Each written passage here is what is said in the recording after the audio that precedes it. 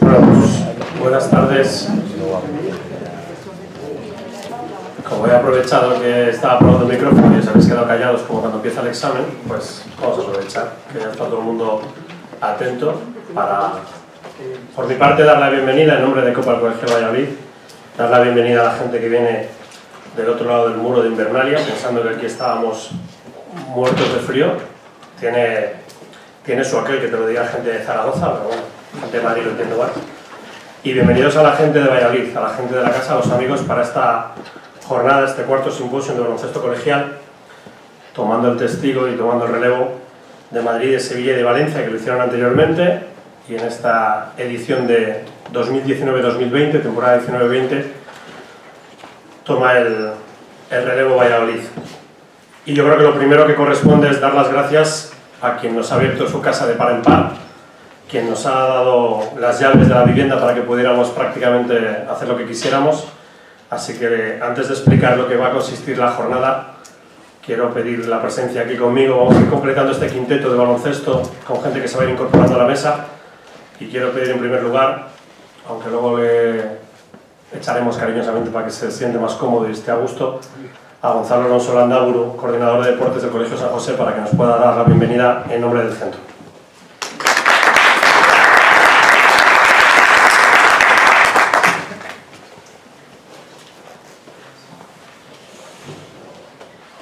Bueno, en primer lugar, daros las gracias a todos vosotros por venir a este simposio.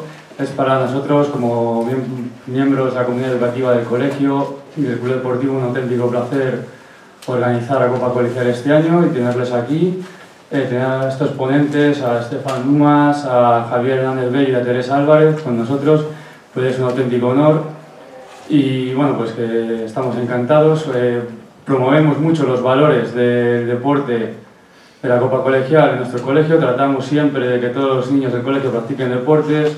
Tenemos 18 equipos de baloncesto, 12 de voleibol, 11 de fútbol, 2 equipos de hockey y esgrima. Entonces, pues bueno, todo lo que sea que los chicos hagan deporte y fomentar en ellos todos los valores positivos que el deporte tiene en la vida y en la sociedad, pues estamos encantados de colaborar con ello. Y pues bueno, también decir que este año la Copa Colegial se va a celebrar en el pabellón Manuel Sánchez Cisneros, que lleva el nombre de una de las personas que más ha hecho por el deporte escolar en la ciudad de Valladolid. Ha estado al frente del deporte de nuestro colegio 30 años y pues ahora tengo que intentar igualar lo que ha hecho, que es mucho, o sea, ha dejado el listón muy alto.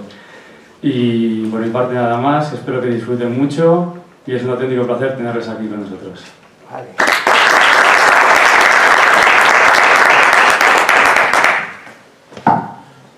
Bueno, pues el funcionamiento de la jornada del simposium, por explicarlo brevemente, es, como bien comentaba Gonzalo, tenemos 3 ponentes de primerísimo nivel que nos van a contar lo que ellos quieran, porque es así. Ellos son los que han decidido un poco dónde querían enfocar su explicación, siempre centrado un poco en lo que es el deporte, lo que es la educación y lo que es también el trabajo con la base, llevado hasta arriba, porque estamos hablando de 3 personas que, afortunadamente para nosotros, por poderlos disfrutar, y creo que afortunadamente para ellos también, empezaron en la base y acabaron llegando muy arriba, y algunos siguen empeñados en seguir haciendo historia. 20-25 minutos de exposición por parte de cada uno de los ponentes que iremos nombrando, que se vayan incorporando a esta mesa, y una vez que termine la tercera ponencia, pues tendremos un rato de charla, un rato de tertulia y mesa redonda, así que invitaré a todos los que vayan teniendo dudas con las primeras ponencias, que como estamos en el cole y hay que tomar apuntes, tomemos apuntes de las ideas que vayan surgiendo, porque luego queda terminantemente prohibido apelar a la cobardía, apelar a la timidez y ese tipo de cosas de que no me atrevo a preguntar. La gente de San José es gente elegante y gente decente, no quiero que se enfaden con nosotros y que no nos vuelvan a invitar en los próximos 29 años hasta llegar a los 30 de Don Manuel. Y vamos a arrancar con la primera ponencia. Como decía yo, vamos a ir completando poco a poco el quinteto y voy a pedir que pase por aquí, que tome el relevo, que tome el micrófono y que diga lo que quiera. Un exjugador, grandísimo jugador de baloncesto, grandísima persona, y que a mí lo que más me llamó la atención, y me va a permitir que lo diga porque creo que hay confianza, es que es una de las personas que en su día puso el dedo en la llaga con respecto a lo que pasa después cuando un deportista de élite deja de ser deportista de élite. Cuando empezó a hablar de la importancia de luego el adaptarte, ¿no? El tener valores, el tener identidad, el tener claro un poco a dónde tiene uno que ir o de dónde viene, ¿no? De hecho, su ponencia lleva por título Valores e identidades, los caminos elegidos. Pido un aplauso para Stefan Dumas.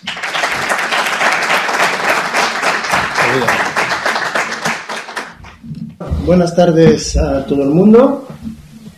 Lo primero es que yo pensaba que esa charla iba a ser por los chavales de la Copa Colegial, sin faltar el respeto a todo el mundo. No veo muchos chavales. Era un poco enfocar la carrera o una parte de la carrera que he tenido como jugador y los diferentes caminos que pude coger o por donde me dejé llevar, ¿no? He sido jugador profesional durante 18 años. Yo no empecé en un colegio, ya que en Francia no hay baloncesto en el colegio, sino que se juega en los equipos del pueblo. Empecé con 8 años a escondidas de mi padre, que no tenía ninguna ganas que yo jugase al baloncesto, y él decía que como era un poco cagón tenía que hacer karate. Así que empecé así y rápidamente me gustó muchísimo ese deporte. Con 11 años, destacando un poco, me reclutó el club importante de la región, que estaba en segunda división. Ahí formamos un equipo con muchos chavales. Éramos unos 10, 15 chavales viniendo como de todo Castilla y León, y durante 6-7 años estuvimos juntos teniendo grandes resultados, la verdad. Pero con 17 años, cuando en cadete y queriendo jugar en el junior, en el sub-21, lo tenía muy difícil, ya que la gente que estaba conmigo eran más mayores, yo era el más pequeño del grupo. Y tuve que marchar de mi casa, de donde vivía, de donde mis amigos, mi familia, y hice unas pruebas con el Limoges, un club histórico francés que 4 años antes es campeón de Europa y del cual el director de cantera siempre ha sido detrás de mí durante unos años, y creo que ese año era el momento de dar el paso. En mi carrera profesional he estado jugando en Francia, en España durante 12 años. Tuve que marcharme de España sin ninguna gana para irme a Italia, donde me echaron a cabo de 6 meses. Volví a España y volví a salir a Grecia porque no tenía más ofertas, y era un club de primera división, el PAOK de Tesaloniki, y era una oportunidad, pero ahí me quedé 2 días y medio. 2 días y medio y marché por una razón, que yo 2 años antes estoy en Italia con una mujer, adaptación difícil para ella, no tanto para mí, ya que rápidamente con los compañeros tú tienes un círculo, una rutina, y es muy fácil adaptarte. Y ahora quisimos tener una hija, era imposible porque ella no se quedaba embarazada porque se encontraba mal ahí. Y ahora estoy en Grecia y tengo ese conflicto de valores, ¿no? Por un lado tengo el dinero, porque eso ha sido inculcado por mi madre, que siempre ha estado preocupada por eso. Viene de una familia muy humilde y siempre el dinero ha sido importante en casa, en el sentido que había que ahorrar por si acaso, ¿no? Siempre me decía por si acaso. Entonces yo no tengo más oferta, y el otro valor es la familia que mi padre ha sido inculcándonos muy, muy fuertemente, se dice así. Él, no sé si por las películas del Padrino o tal, pero siempre nos decía: somos un clan, lo importante en la vida es la familia, cuando tengas problema apóyate en la familia, estamos siempre aquí. Claro, cuando te repiten eso de pequeño, lo tienes como una verdad. Por lo cual, después de un entreno en Grecia, el segundo día yo estoy en casa y marcho fuera a dar un paseo, que me dieron un adosado precioso, pero no hay nada alrededor, está escrito en griego todo. Mi mujer no habla ni inglés y mucho menos el griego, por lo cual me quedo en casa un ratito y sin avisar a nadie cojo mis 2 maletas y me marcho al aeropuerto para coger un avión y decir a mi agente que no puedo quedarme en ese club que tengo que volverme a casa. Y creo que eso es la importancia de nuestros valores, ¿no? Lo que representa lo que es realmente importante para nosotros, esa pequeña brújula interna que te dirige hacia lo que realmente es importante para ti, lo que te hace juzgar lo que está bien y lo que está mal. Como he dicho anteriormente, estos valores no son nuestros, sino que han sido transmitidos por nuestros padres en la mayoría del tiempo. Son inconscientes, no solemos saber que están ahí, pero sí que han sido transmitidos por nuestra educación, por el entorno cultural y espiritual. Y quisiera, a través de dos tramitos de mi carrera, enseñar que según los valores que están al mando de la nave, pues eso te lleva hacia ciertos caminos, unos constructivos y otros no tanto. Con 17 años entonces marcho a Limoges, un club con una filosofía muy estricta. 3 años antes son campeones de Europa del mando de Božidar Mašković, un serbio, del cual la filosofía es muy sencilla, hay que trabajar más que los demás. Por lo cual en la cantera también hay entrenadores serbios. Yo voy ahí con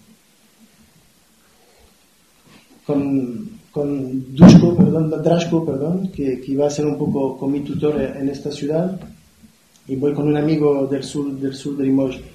Como veis, los valores que me van a guiar durante esos 3-4 años son estos, y me hacen coger un camino muy, muy positivo para mí, el desafío. Yo llevo ahí como cadete de segundo año, pero jugando con el junior, y cada año tengo un desafío que me hace mirar muy para arriba, ya que nunca me dejan en la facilidad. Jugar con el cadete sería muy fácil, porque ahí juego 40 minutos y sin egocentrismo, es fácil meter puntos, es fácil hacer lo que quiero, por lo cual ellos siempre me empujan a dar ese pasito más y jugar con los más mayores. El segundo año estoy entrenando ya con el equipo profesional con 18 años. Ahí obviamente es muy complicado, pero ellos siempre están detrás de mí para pedir más, por lo cual empiezo cadete segundo año, sigo entrenando con el primer equipo, el tercer año ya soy solamente con el primer equipo, para acabar peleando para el puesto de titular en el cuarto año. Ambición, porque creo que es importante tener ambición, pero es igual de importante que la gente que esté contigo te la transmite. Siendo chaval de 18 años, no es fácil exigirse todos los días para hacer estos esfuerzos de más. Y ahí tuve la suerte de tener ese famoso Draško Prodanović, que luego ha sido entrenador de la selección bosniaca, que desde el segundo año, cuando los domingos no había partidos de entrenamiento, estábamos en un centro de alto rendimiento y a las 8:30 de la mañana, sin avisar, él me venía a buscar para venir a entrenar. Llamaba a la puerta y decía: Dumas, entrenamiento. Y durante 1:30, cara a cara con él, tenía 2 palabras, tenía un vocabulario muy reducido en francés, y solo podía escuchar Dumas 100%, Dumas 100%.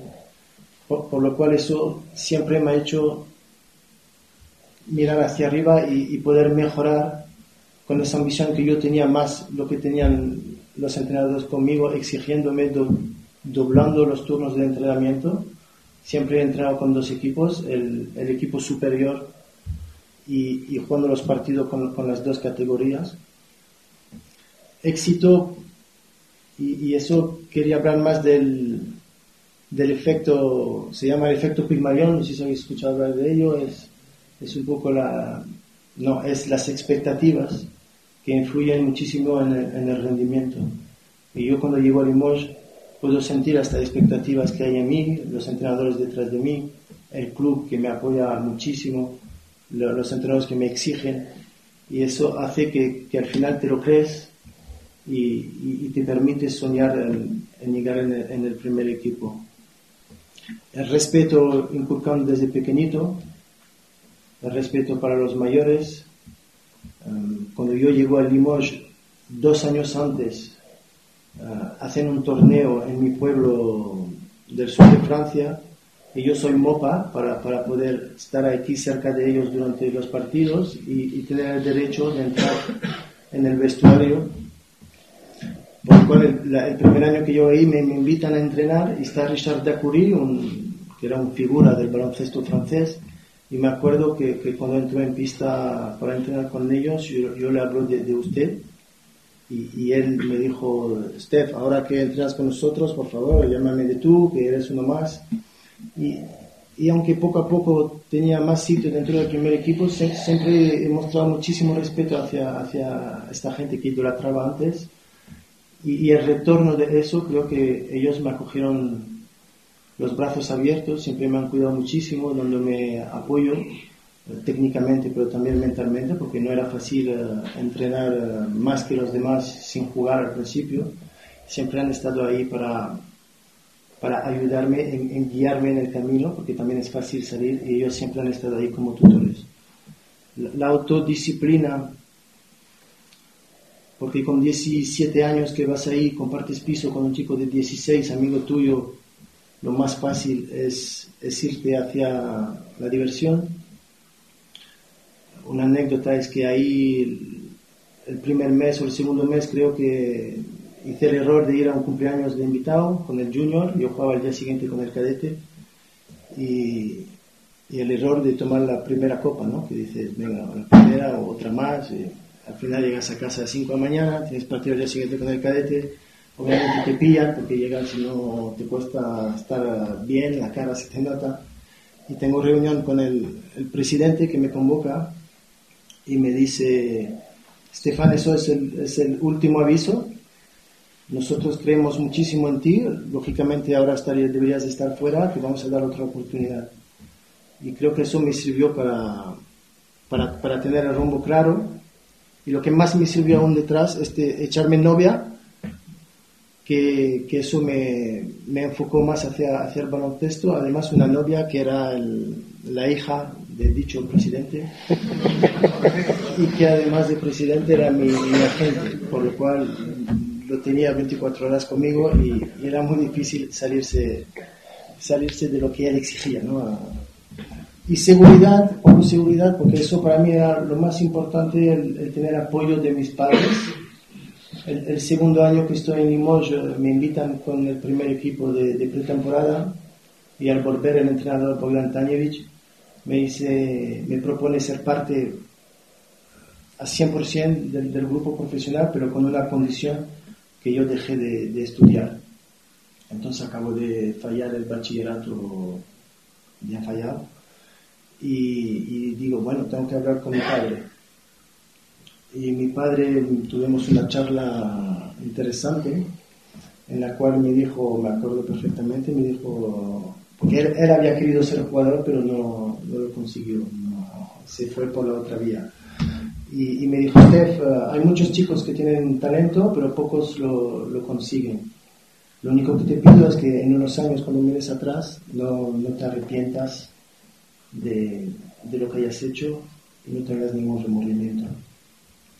Y es el sentir el apoyo 100% de tus padres, como que te libera de un peso, porque obviamente yo quería ser jugador de forma egoísta, pero también era un poco para mi familia, y mucho para mi padre, que lo había conseguido, y que niño no quiere agradar a su padre haciendo las cosas que le gusta a él. Y claro, todo este conjunto de valor, con compromiso y esfuerzo, me llevó a alcanzar el sueño de ser jugador profesional. Entre el primer y el cuarto año pasó de cobrar 150 euros a muchísimo más. Soy titular en el equipo Limoges, donde hacemos el triplete, ganamos Liga, Copa y la Copa de Europa. Y soy preseleccionado por los Juegos Olímpicos de Cine, en el cual soy el último descarte. Un disgusto, además, aún hablo de ello y me cabrea, porque las excusas no me gustaron. Y en verano tengo muchas ofertas, puedo ir más o menos donde quiero, España, Francia, Italia, y con mi agente decidimos, o él decide por mí, mejor dicho, ir a España. A España porque su hija va a estudiar periodismo y él me dice que lo mejor es Barcelona. Yo tengo oferta de Tal Victoria, pero hablo con Duško Ivanović, es el entrenador de ahí, y ni esperamos la respuesta. Me hace fichar en Badalona porque va a ser la mejor para mí. Ese verano tengo la gran lucidez de cortar con la novia. Como tengo mucho miedo de ir a España, donde no hablo ni una palabra, pues digo a un amigo de venir conmigo, uno que estaba en el junior del Limoges, porque la verdad me da mucho respeto ir a otro país. No conocía Barcelona. Y entonces tengo también la gran lucidez de coger un piso maravilloso del Puerto Olímpico, donde cuando bajas las escaleras estás delante de 20 bares y 4 o 5 discotecas. Entonces llego a Barcelona, una ciudad donde hay mucho diversión, mucho vicio, y un equipo de jóvenes además. Está Mumbrú, Miralles, Pacreu. El equipo está dividido en dos partes, un equipo de una parte veteranos con los cuales coincidimos en los entrenos y las cenas de jueves, y los jóvenes con quien que sí convivimos todos los días en mi piso, ya que es un buen cuartel general para empezar las noches. Y ahí los valores son completamente diferentes, obviamente, el foco es completamente diferente. Como veis, el camino es bastante más peligroso y retorcido, no sé si se dice así. Sí. Y pongo la seguridad porque, claro, después de Limoges, el Badalona me da 3 años de contrato con, bueno, no tiene nada que ver con el fútbol, obviamente, pero muy buen dinero, que eso nunca me había imaginado cobrar un dinero así, y durante 3 años, sabiendo que el primer año no juego bien y me recompensan con un cuarto año con más dinero, porque dicen que necesito adaptación. Una seguridad que es un bien para un muy mal para mí, porque claro, tú alcanzas un sueño, tienes dinero y las prioridades ya no son las mismas, ¿no? Pongo detrás el poder social. Yo me acuerdo mi primera rueda de prensa de presentación, y en Francia, cuando tú estás frente a la prensa, tienes a 3 periodistas. Cuando llego a España, los periodistas son más numerosos de los que estamos hoy aquí. Hay como 4 o 5 equipos de televisiones. Y me acuerdo que después de la presentación me llevan a la Torre Imagen en Puerto Olímpico a hacer fotos. Está mi amigo el francés pidiendo números, porque como viene mucha gente a ver qué estás haciendo, había chicas de nuestra edad. Estaba el amigo francés ahí dando nuestro número de teléfono para quedar la noche y comentar nuestras primeras fiestas. Eres jugador de Juventud, por lo cual en los clubes de Barcelona, donde no te dejan entrar, pues al final entrábamos en chanclas y con tirantes, y éramos los bienvenidos. Esa libertad, un poco ahí, que eso me extrañó muchísimo, porque claro, yo vengo de Limoges en un entorno casi militar, donde no puedes opinar y donde no existe menos que el 100%, y en España conozco el entreno facultativo. Entonces eso me llamó muchísimo la atención. Yo pensé que era una trampa al principio, y no es trampa. Me explican que el día siguiente tú tienes derecho a ir o no ir. Entonces, claro, por la noche, como estás en el Puerto Olímpico, pues le vas a dar un paseo. Los paseos se alargan, obviamente. El día siguiente, cuando suena el despertador a las 9, lo primero que te viene es que el entreno es facultativo. Voluntario, eso es. Y entonces dices, bueno, pues si no voy esta vez no pasa nada, iré a la siguiente. Y así te pasas el año. El placer, la amistad, obviamente, con los compañeros.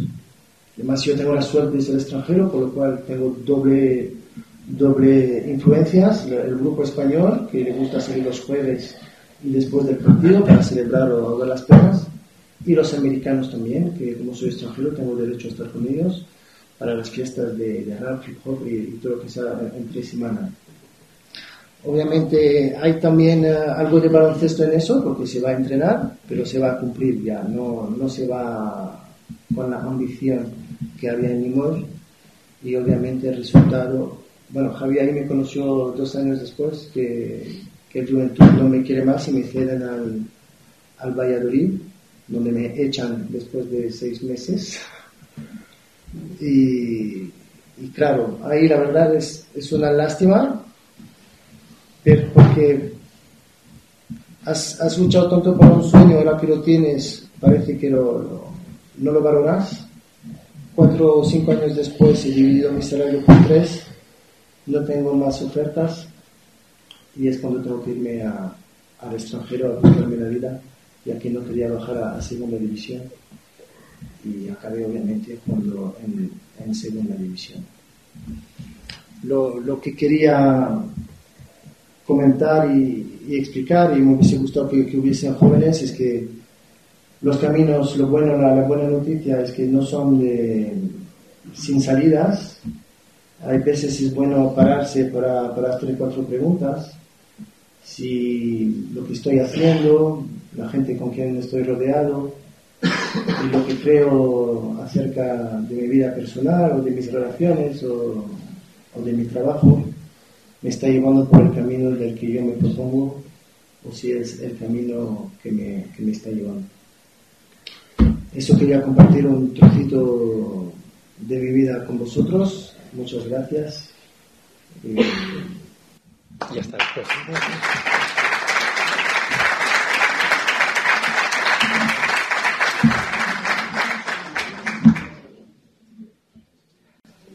Ahora deberíamos tomar 5 minutos para asimilar la información. Yo por lo menos lo voy a necesitar luego para asimilar la información. Y pensé que te conocía un poco. Como he dicho, me gustaría que os quedarais con cosas que seguro que tenéis ganas de preguntar a Steph, pero vamos a seguir avanzando. Vamos a pasar a la segunda ponencia de un señor que unos ratos es profe, otros ratos es colega, otros ratos es preparador físico, otros ratos es el tío más odiado por niños y mayores, y además es campeón del mundo. Ya para acabar de rematarlo, para que se va a quedar en el torneo de Arroyo de la Encomienda, sino que puede ser campeón del mundo. Y que él mismo pone por título, y supongo que lo explicará ahora detalladamente, su ponencia: niños versus mini adultos, niños contra adultos. Pido un aplauso también para Javi Hernández de Ello.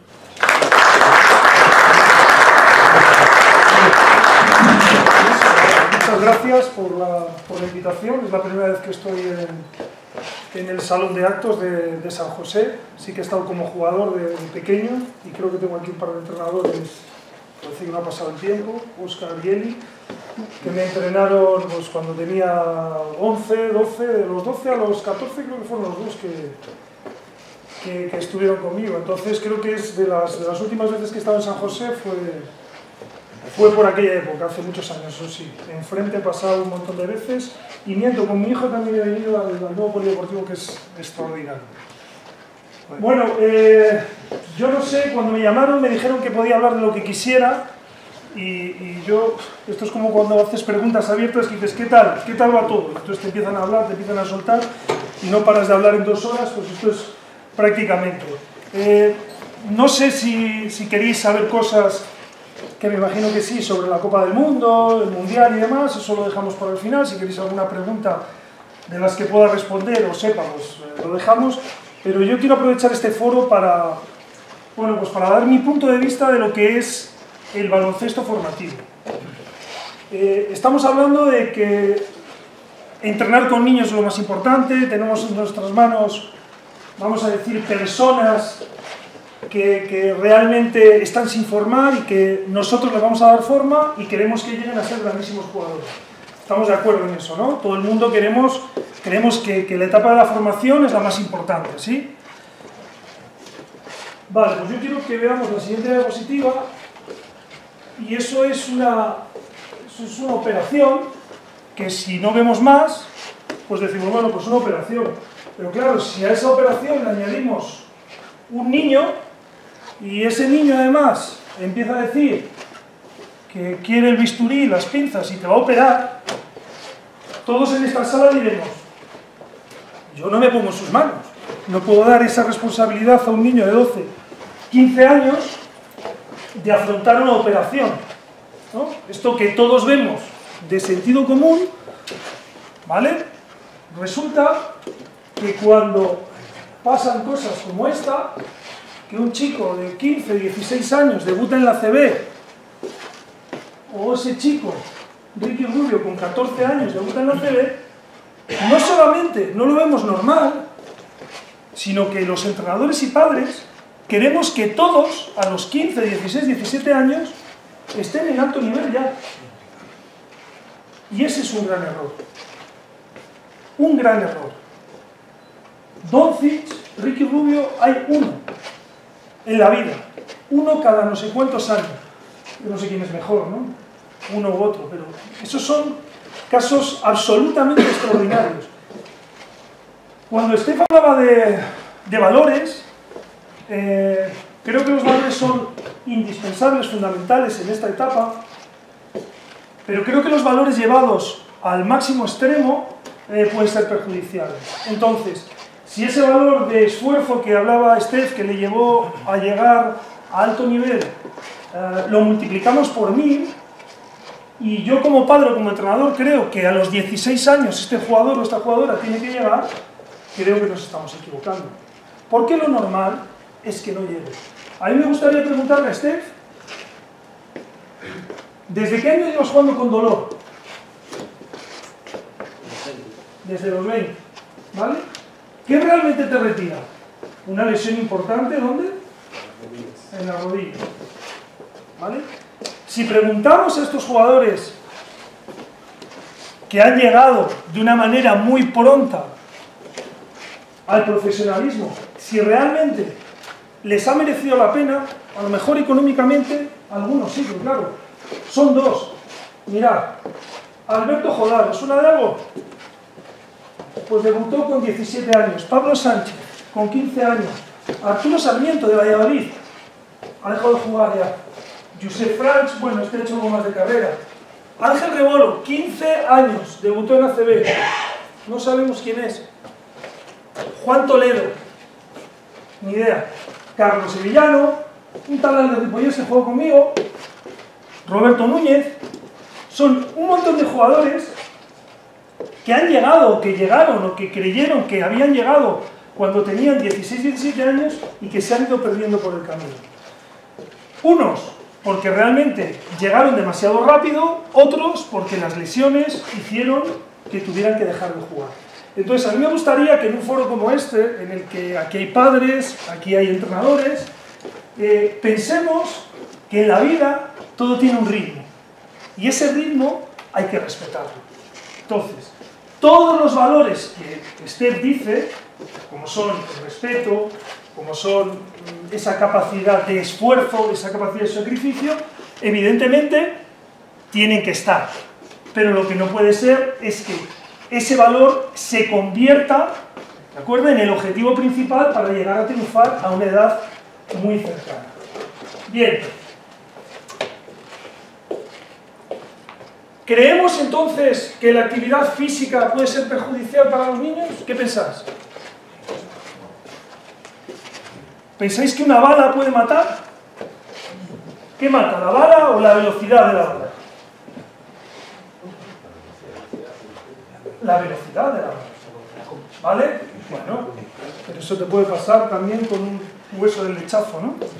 ¿Sí? Bien.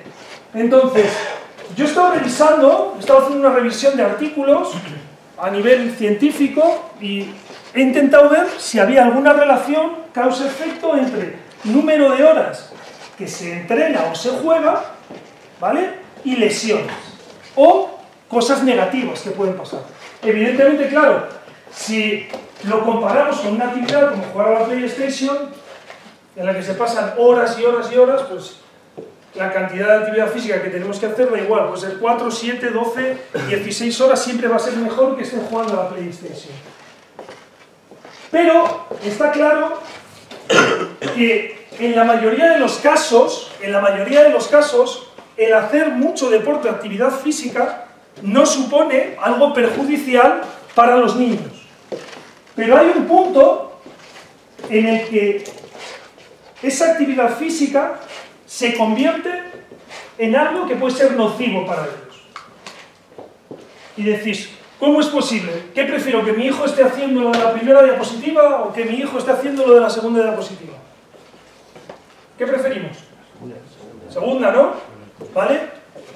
Entonces, ¿por qué esos artículos que he estado revisando, de todos los artículos habré visto, bueno, unos cuantos, ¿vale? Pero hay unos 8 o 10 artículos en los que hay una relación directa entre la actividad física o practicar actividad física y lesiones en niños. ¿Por qué pensáis que puede ser? Venga, un poquito así de... ¿Por qué? Demasiado esfuerzo para su momento. Demasiado esfuerzo para su momento. ¿Esfuerzo quiere decir intensidad o quiere decir mucho...? Intensidad. Intensidad. Mirad, dime. Inadecuada. Yo pregunto cuando entrenan un equipo infantil autonómico en Valladolid, masculino, femenino no controlo tanto, pero masculino, y hay equipos infantiles masculinos que entrenan 2 horas menos, 1 hora menos que un equipo profesional. Hay una norma en el entrenamiento que es el incremento progresivo de la carga e incrementar la carga según van pasando años. Si en infantiles están entrenando 1 hora y media menos, en cadete de primer año hay que subir un poco, en cadete de segundo año, juvenil de primero, juvenil de segundo, y eso que por desgracia, creo que yo fui de los últimos que cogí la categoría junior de primero y junior de segundo, que no sé por qué ha desaparecido esa categoría, todavía me lo pregunto. Entonces, según esa regla, según esa norma, si un infantil de primer año está entrenando en torno a 7 horas, 8 horas semanales, más 1 o 2 partidos, en algunos casos, ¿qué va a entrenar en cadete de primero? ¿Qué va a entrenar en cadete de segundo? Cuando no, decimos, ojo, fase de campeonato de España, ¿no, Raúl? Cuidadito, ¿eh? Entonces, como me quedan 12 días para el campeonato de España, lo que voy a hacer, ¿qué va a ser? Voy a empezar a doblar, voy a empezar a sacar mañana y tarde, en vacaciones voy a meter esto, les voy a meter este físico, les voy a meter no sé cuánto. Básicamente, nos volvemos locos. Y eso es lo que va a provocar, primero, que los niños, niñas, o una gran parte de los niños, niñas, tengan mayor riesgo de lesión, por un lado, y por otro, esa capacidad de decir, pero bueno, el baloncesto es lo más importante en mi vida, sí, pero hay otras cosas, ¿eh? Entonces, según eso, hay una serie de cosas que están claras. La charla va a ser súper corta, pero me gustaría que os quedara claro a los que, mi opinión, a la gente que estáis entrenando.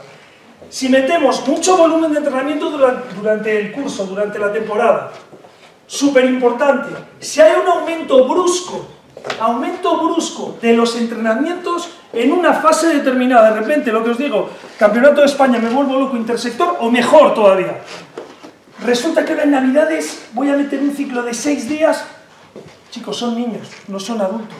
Eso de concentración en bloques por cargas para que luego lleguemos, eso dejémoslo para los adultos, no lo dejemos para los niños. Volvemos a la primera diapositiva. Se nos hace muy raro ver a una persona, a un niño pequeño, diciendo bisturí, operar. Sin embargo, empezamos a aplicar métodos de entrenamiento de mayores en niños. Pero no métodos de entrenamiento a nivel técnico y táctico, sino a nivel de preparación física, de volumen de entreno. Una locura. Bien, esto me ha llamado mucho la atención. Es la relación, el ratio que hay entre tiempo de entrenamiento y partidos. Si juego mucho y entreno poco, el riesgo de lesión sube un 40%. 40%. Entonces, ¿está bien competir? Está bien competir, pero la competición en su justa medida. ¿Bien? Y por último, pensar que cuando yo estoy tratando con un niño me dicen, si es que su niño tiene 13, 14 años, que solo existe la edad cronológica. Cuando vosotros habéis visto fotos como esta. ¿Vale? Misma categoría, claro, el pobre chaval le dice los seniors a otra pista, ¿no? Esto es del Campeonato de España, no sé si del año pasado o de hace 2 años.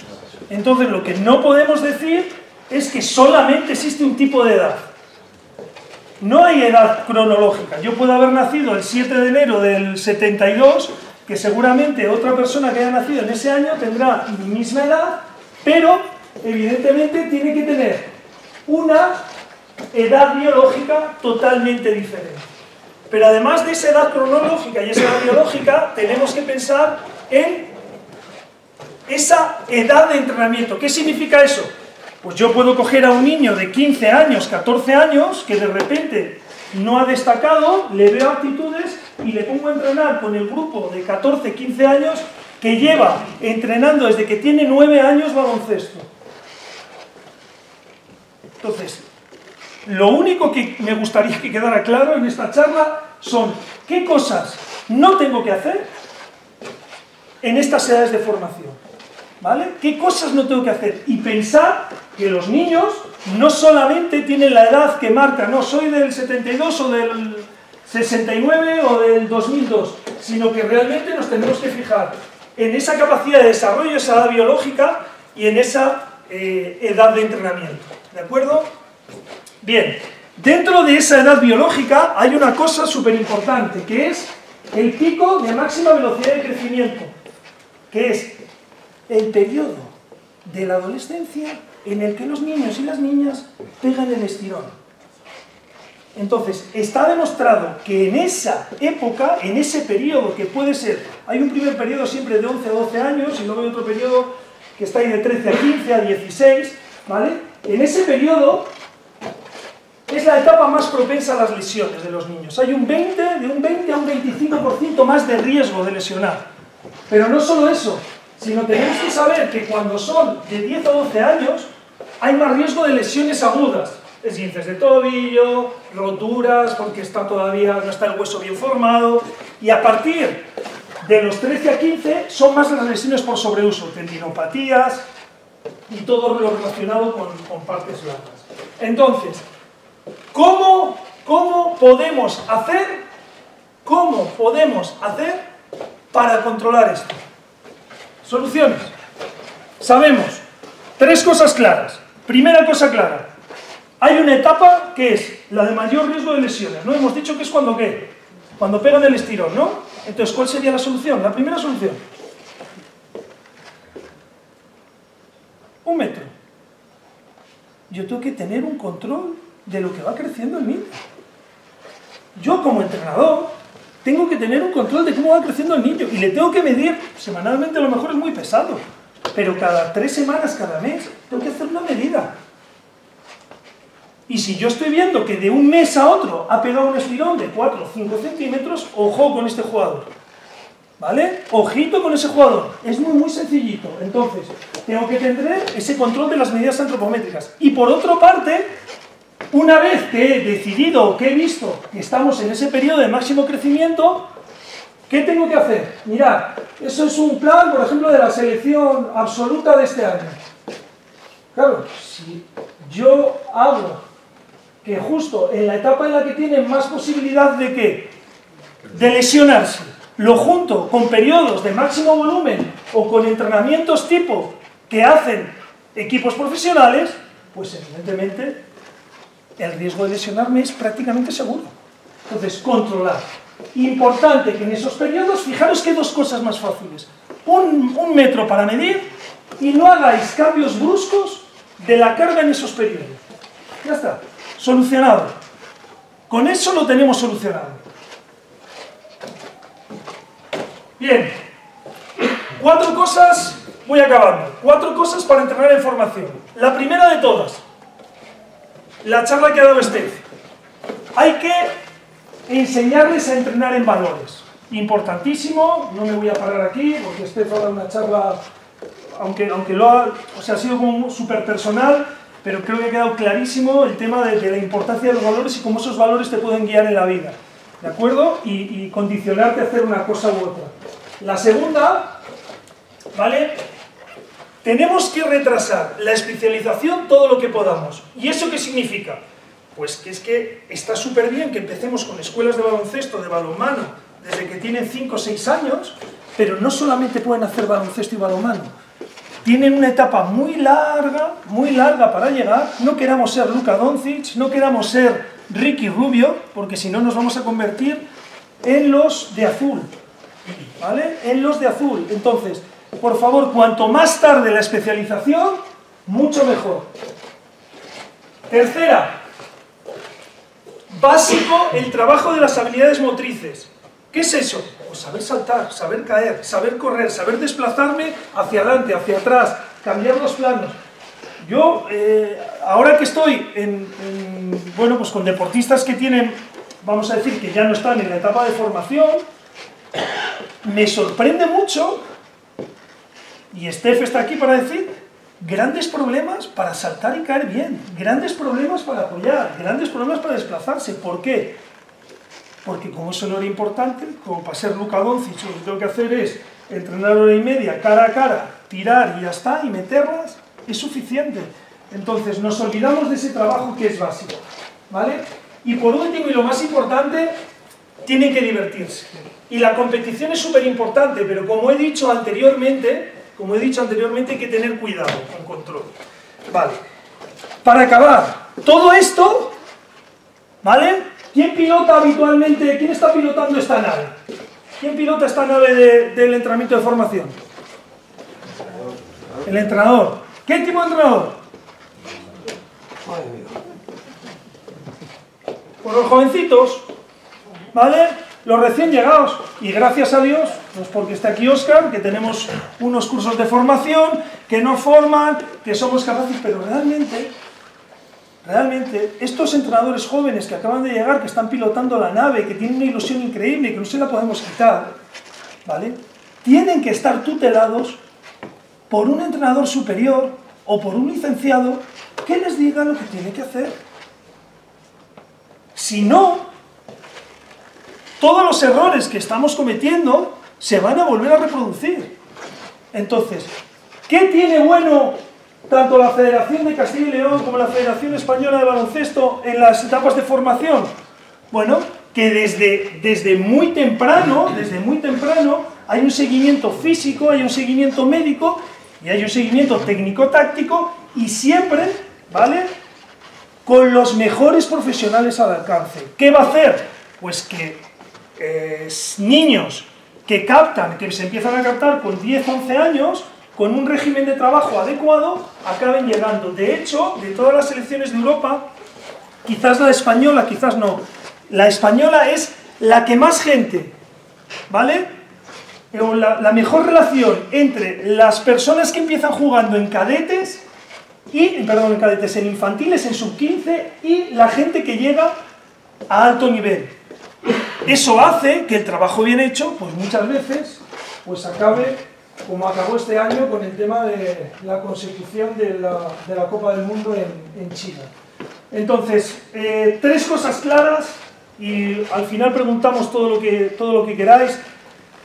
Saber lo que tenéis entre manos, saber que son niños, saber que hay que respetar sobre todo la etapa en la que están creciendo y pegan el estirón, el metro, acordaos de la foto del metro, y no os volváis locos con el volumen de entrenamiento y sobre todo con los incrementos progresivos del trabajo, ¿vale?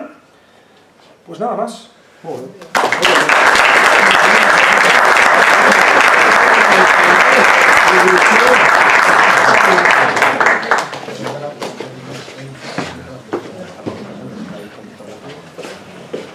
Cinco minutos para asimilar lo de Steph, 7 minutos para asimilar lo de Javi. Voy a salir de aquí con una depresión importante. No, bromas aparte, me parece la verdad que muy interesante, la verdad que a mí al menos me surgen muchas dudas, espero que a vosotros también. Y como decíamos, para cerrar la primera parte, lo que es la parte de la exposición pura y dura, tenemos a una jugadora que empezó también desde la base, que empezó pasando frío y penurias, sigue pasando frío y penurias, pero ahora disfruta de cosas que se ha ganado ella sola y que ella misma habla de igualdad en el deporte de base y que como es capitana y veterana viene a que se nos la presente. Así que un aplauso para Teresa Álvarez.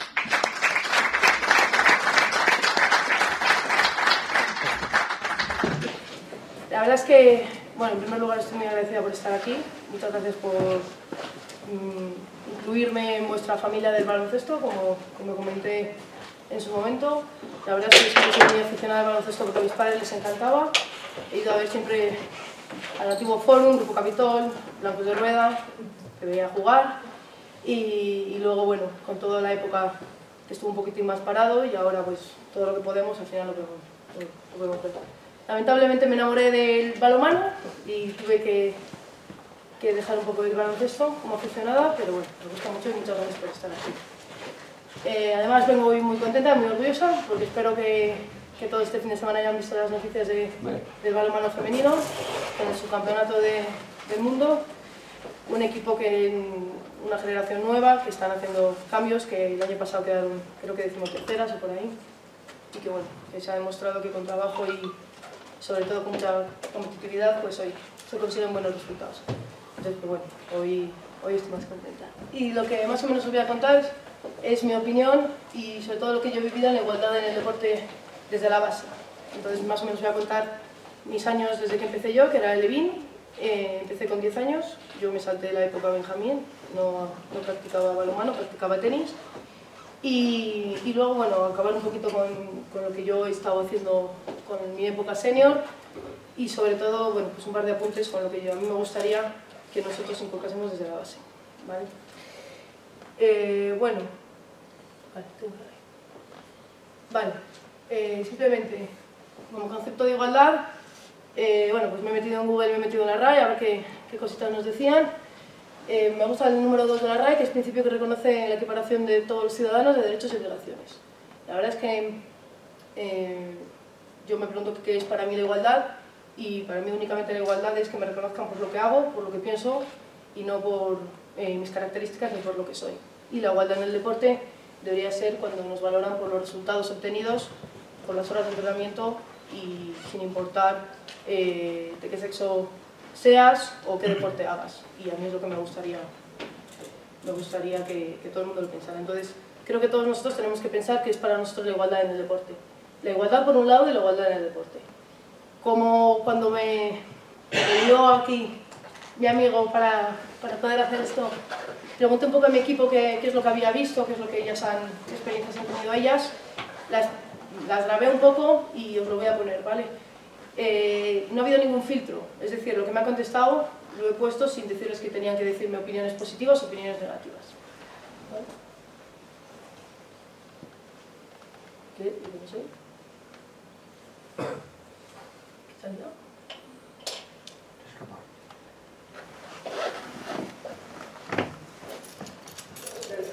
Broma, mentira y historia. Vale. A ver, ¿se escucha bien? Vale. Pienso que cada día damos un paso más. Broma, mentira y historia. Vale. Sobre la igualdad en el deporte, pienso que cada día damos un paso más, pero no se consigue la misma igualdad que los chicos. ¿Qué es lo primero que piensas cuando te digo igualdad en el deporte? Diferencia salarial. Las tres palabras que se me ocurren para la igualdad en el deporte son la lucha, la constancia y el sacrificio. Bueno, esto es un poquito lo que han opinado las compañeras que he conseguido liar. Hay de todo un poco. María González Niño, que es la primera que ha hablado, considera que todavía estamos a muchos años y que sobre todo considera que es un poco de imagen, que todo el mundo lo dice, pero que realmente la gente no lo hace. Bea Puertas y Elena dicen que todavía se están dando pasos, pero en el tema sobre todo de salario estamos un paso por debajo. Yo creo que estamos bastante por debajo, pero bueno, también es cierto que los deportes minoritarios estamos todos por debajo del gran deporte que es el fútbol. Y por último, bueno, pues Agustina considera que bueno, es un reconocimiento y que tenemos que luchar con él, que yo también lo considero así. Vale, voy a empezar a hablar de mi primera etapa, que para mí son los cimientos. Este es el primer equipo al que jugué yo. Yo soy la que está arriba a la derecha. Como podéis ver, bueno, pues era la única chica en mi equipo. Es el Liceo Francés de Valladolid. Es un colegio que está en Laguna de Duero. Conseguimos sacar un equipo porque en sexto de primaria la profesora de educación física no sido en el primer trimestre balonmano. Si hubiese sido cualquier otro deporte, voleibol o cualquier otro, nunca nos hubiésemos apuntado al balonmano, porque solamente te podías apuntar en el mes de septiembre, así que mira, eso que conseguimos y la verdad es que se lo tendré eternamente agradecido. Como podéis ver ahí, bueno, yo era la única chica y con este equipo estuve mi primer año en Alevín, éramos alevines de segundo año, porque 11 años, y el siguiente año, que era infantil el primer año, en la época escolar, que tenía 11 y 12 años. A partir de ahí ya me fui a un equipo femenino por un motivo principal, que yo creo que quien lo vaya viendo la base se va dando cuenta, que es que los equipos van desapareciendo. Al final, a medida que van creciendo, las 2 o 3 chicas que suelen haber en un equipo lo terminan dejando porque no tienen continuidad, porque sus amigos no juegan, y o se van a los 2 o 3 grandes clubes que hay en Valladolid, o lo que suele pasar, lo terminan dejando. Yo en mi caso estaba contentísima, pero el primer año cuando me fui a jugar con el sector, cuando me fui a jugar en el aula cultural, conseguimos un 5º puesto a nivel nacional, que yo no tenía ni idea de lo que estábamos jugando, o sea, era mi segundo año de balonmano y fui allí a jugar un sector, lo ganamos, fui a jugar un campeonato y quedamos muy bien. Y bueno, pues nos dimos cuenta de que podíamos tener un grupo muy bueno, que teníamos posibilidades. Pero bueno, a lo que voy es que para mí lo más importante es que cuando mucha gente ve este tipo de imágenes, bueno, aquí por ejemplo tengo el pelo largo, no llevo la coleta, pero cuando se lleva la coleta, sobre todo, se escuchan este tipo de comentarios, que es lo que quiero que veáis. Es un chicazo, seguro que lo habéis escuchado en muchos partidos de base, se dejaron porque eran niñas, el entrenador le tiene manía y quería poner también un poquito de todos los comentarios que se pueden escuchar en un partido. No por ser niña tiene que jugar partidos o jugar minutos, juegan como chicos, que es el comentario que nosotros más escuchábamos en todas nuestras categorías, porque nosotros quedamos campeonas de liga en los 2 años escolar, o sea, cuando yo me fui al aula del primer año, ellos quedaron campeonas, ellas, y el siguiente año nosotros quedamos campeonas jugando todo contra chicos. Bueno, no tienen por qué tienen que jugar chicos y chicas juntas, hay mucha diferencia, el niño se merece jugar más, bueno, tiene mucho contacto, es un deporte de chicos, también es un comentario que muchas veces hemos escuchado. Entonces, yo creo que eso es lo más importante que yo viví en mi etapa de 10 a 14 años, y es donde más voy a hacer, donde voy a hablar todo lo que queda de la presentación, que es en el tema de la educación. Para mí es la parte fundamental de la igualdad del deporte desde la base. La educación tanto en casa, en el colegio, incluso añadiría por parte del entrenador o entrenadora y dentro del grupo, pero sobre todo en casa y en el colegio. En casa, sobre todo, que se vea todo tipo de deportes, que no haya comentarios incorrectos cuando vemos partidos, porque sí, es muy bonito poner un partido femenino, pero luego poder soltar alguna perla que a mucha gente se le escapa y que todo lo que estamos apoyando pues se vaya. Que se apoye que la persona haga deporte. Una cosa que es fundamental, que yo además he sido entrenadora, me ponía muy nerviosa, que castigáramos a los chicos, a las chicas sin ir a entrenar porque sacaban malas notas o porque se portaban mal. Para mí, y es fundamental, el deporte, sobre todo en la base, es una asignatura más. Al igual que las matemáticas, si tú tienes unos deberes y tienes que cumplir con tu profesor y tienes que tener un grupo de compañeros que no puedes portarte mal, es exactamente lo mismo con el deporte. Y al final cometeré o cometen los padres estos errores, y es que me desquiciaba cuando, como entrenadora, como compañera, la gente faltaba por este motivo.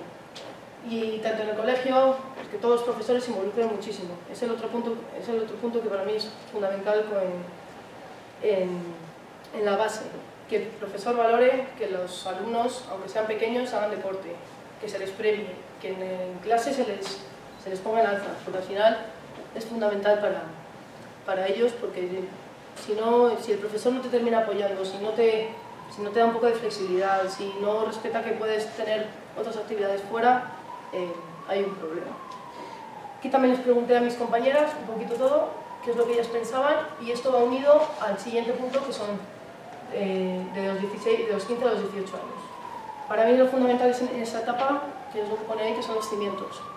Si esta etapa nuestros padres y nuestros profesores nos muestran la igualdad, nos apoyan por practicar deporte, no escuchamos ningún comentario negativo, cuando estás mal porque te han dicho en el colegio En mi caso, por ejemplo, que es un chicazo, que es un deporte de contacto, que lo vas a terminar dejando porque no vale para nada, que ellos tengan que te cambien el chip y que te digan que no, que tienes que seguir, que esto si es lo que te gusta tienes que continuar, que al final tienes un grupo de amigos, que tienes el éxito, que el deporte es fundamental.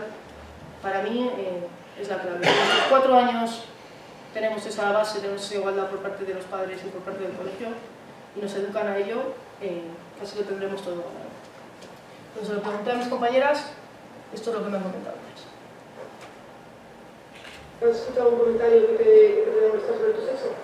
Tuve problemas de pequeña cuando jugué clases, sobre todo en las categorías inferiores, como son Madrid, que me acuerdo que éramos pocas chicas y se tenían que hacer equipos mixtos, y a esa edad las chicas solíamos ser menores, y yo sí me llevaba comentarios incluso de padres, porque los niños, bueno, son pequeños y los del colegio te acostumbran, pero incluso de padres de que hijo de un niño marimacho, sí. ¿Te has escuchado alguna vez tirando la mano un comentario desagradable? Sí, sobre todo cuando éramos pequeños se decía que el balonmano era más un deporte masculino que de chicas. En la adolescencia yo jugaba balonmano con todas mis amigas, ellas no se lo tomaban demasiado en serio y yo sí. Entonces nos acabamos separando, yo me quedé sola en mi grupo porque ellas se iban después del cumpleaños al cine, faltaban a entrenar y yo sin embargo sí iba. ¿En el colegio, en la época de la adolescencia, notabas diferencias con tus amigas? Sí, la verdad que mi grupo de amigas éramos unas 7 personas y 2 practicábamos balonmano, y sí que es verdad que cuando pensábamos, por ejemplo, en el fin de semana, se notaba la diferencia de que ellas pensaban en salir de clase y nosotras en jugar. ¿Los profesores en el colegio siempre te han apoyado para practicar balonmano? No. O sea, en el momento en el que se mete el balonmano dentro de las clases de que no puedes hacer un examen porque tienes que viajar o cosas así, ahí ya no nos gustan los pedos. ¿Has tenido algún problema en la universidad, en el instituto con los profesores por el balonmano? Sí, en el instituto tuve problemas en secundario porque no me dejaban repetir parciales y tuve que dar exámenes libres en el verano por irme con la selección nacional. Cuando decidiste venirte a Valladolid en vez de otras ciudades por el tema del deporte, ¿qué te gusta? Pues a no ser Valladolid mi primera opción para estudiar, me dijeron que no pensase en el deporte, que luego me iba a dedicar a ello y que empezara más en los estudios. Los comentarios que escucho a menudo y son bastante frecuentes es: no te dediques al balonmano porque eso se acaba pronto y no tiene muchas salidas, así que búscate la vida lo más pronto posible. ¿En tu casa cómo han visto que sigues haciendo balonmano una vez que ya has pasado 2 años de la base? Pues mi familia cercana, a mis padres, mi hermano, toda la gente joven de mi familia siempre me ha apoyado, pero mis abuelos siempre han estado más tirando de dejar el balonmano, no te va a aportar nada, estudia y busca otra cosa porque eso es un hobby. Bueno, más o menos, no sé si se escucha bien, ¿vale? Repito un poco lo que nos han comentado. Bueno, primero los comentarios que ya hemos hablado de la etapa más infantil, luego temas de que nos tenemos que buscar la vida, que eso no nos va a valer.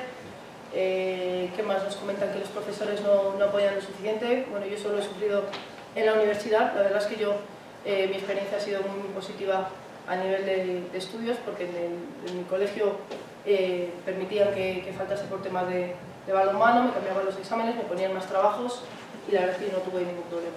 Pero sí que es cierto que, por ejemplo, en etapas más adultas hay una ley del deporte, que no sé si la conocéis, sobre todo creo que es a nivel de universidad, que están obligados por ley a cambiar los exámenes cuando hay competición internacional o cuando hay competición nacional.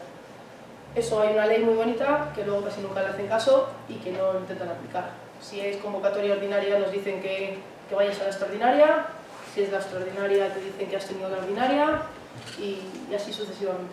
Tengo muchas de mis compañeras hoy por hoy, bueno, no pueden cambiar los exámenes. Por ejemplo, una compañera, Elena Cuadrado, que está estudiando tercero de enfermería, el viernes pasado faltó a entrenar porque no le cambiaron una práctica cuando, bueno, tenemos apostilate, somos deportistas de élite, tienes la ley de la mano y al final lo que creas son problemas con el profesor, y si tienes algún problema con el profesor, ¿quién va a estar perjudicado? En este caso es Elena, somos todos nosotros.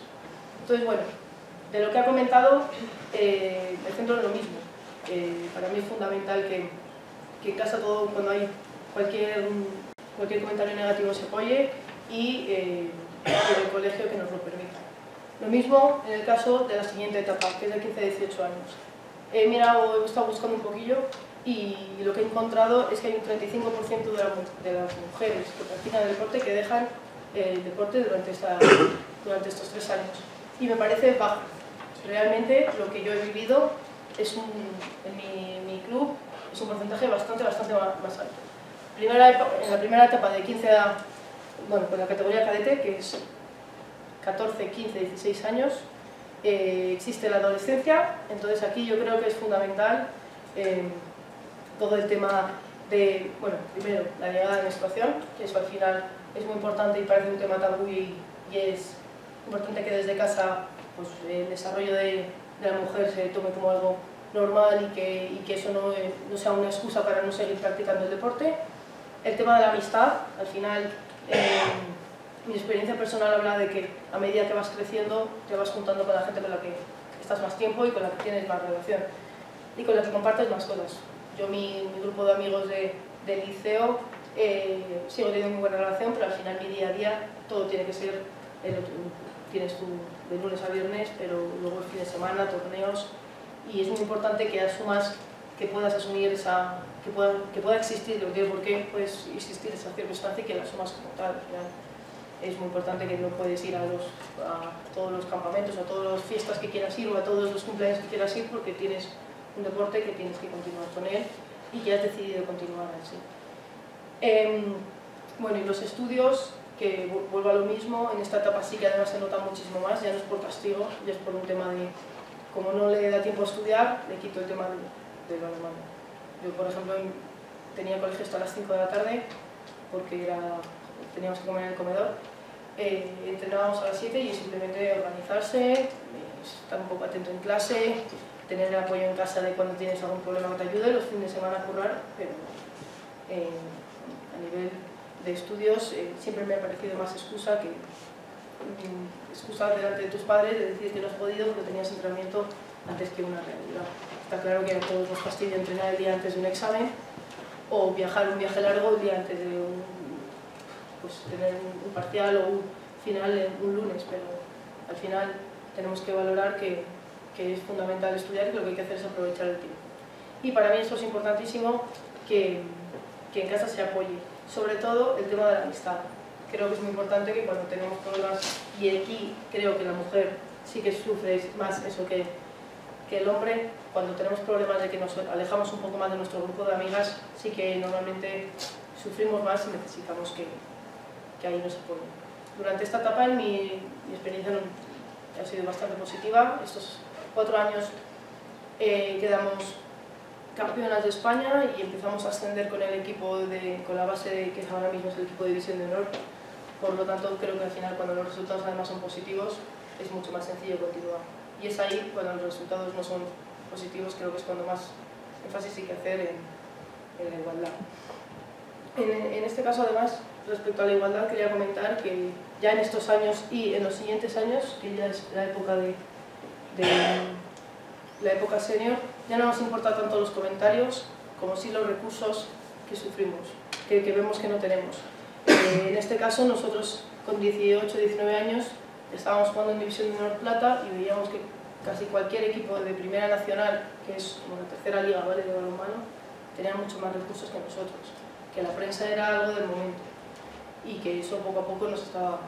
Al final, si es cosa del momento que tú ganes un partido importante y que al día siguiente nadie te saca o que nadie sabe cuando alguien se ha lesionado o algo así, pues creo que al final ahí se nota muchísimo la diferencia entre el masculino por hoy y la mujer. La verdad es que nosotros en nuestro caso ha habido una lucha constante en estos últimos 6-7 años, pero nosotros no tenemos ningún problema con el tema de la prensa y con el tema de las ayudas económicas. La verdad es que el Ayuntamiento, la Junta y la Diputación con Alimentos de Valladolid ha hecho un grandísimo esfuerzo y nosotros a día de hoy en eso no podemos quejarnos. La prensa es extraordinaria y nosotros podemos hablar de que en Valladolid, desde luego, en nuestro caso con el balonmano, la igualdad es total, tenemos todos los apoyos exactamente la misma idea de apoyos que tiene el balonmano masculino u otros deportes y nosotros no podemos hacer nada.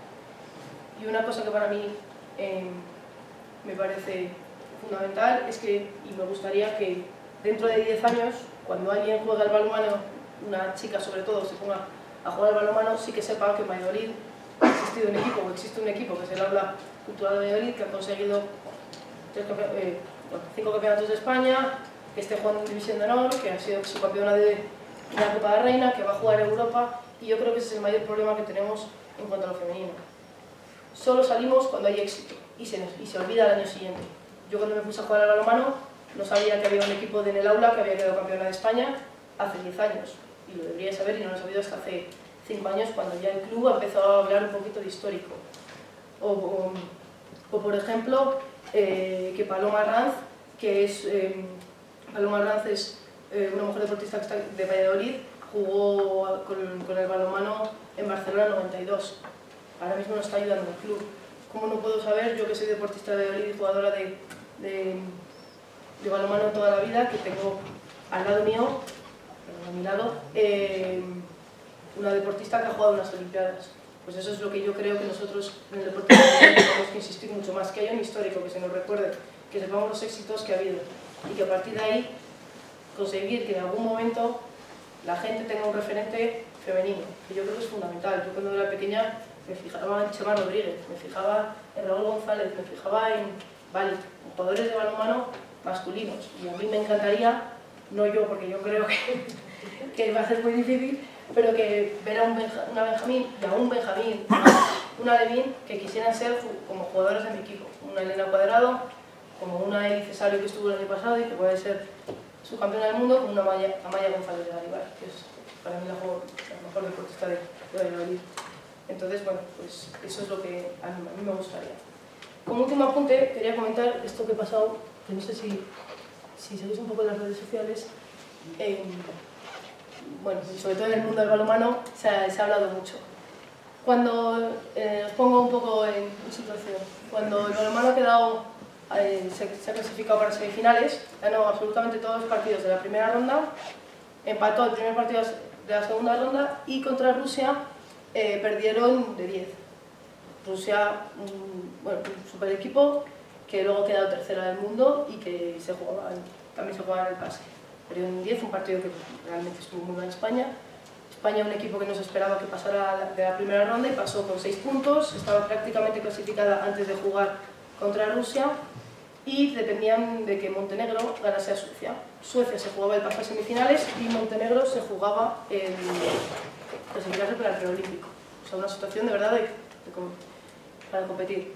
Montenegro ganó y los titulares de la prensa pasan de rebote, Montenegro regala las semifinales y había otro que al final no lo encontré, no que se ve. O sea, el titular al final es que por suerte una selección que ha ganado todos los partidos menos uno, no ha conseguido pasar. Y eso es lo que a mí me da muchísima rabia y creo que es muy diferente respecto al deporte masculino en muchas situaciones.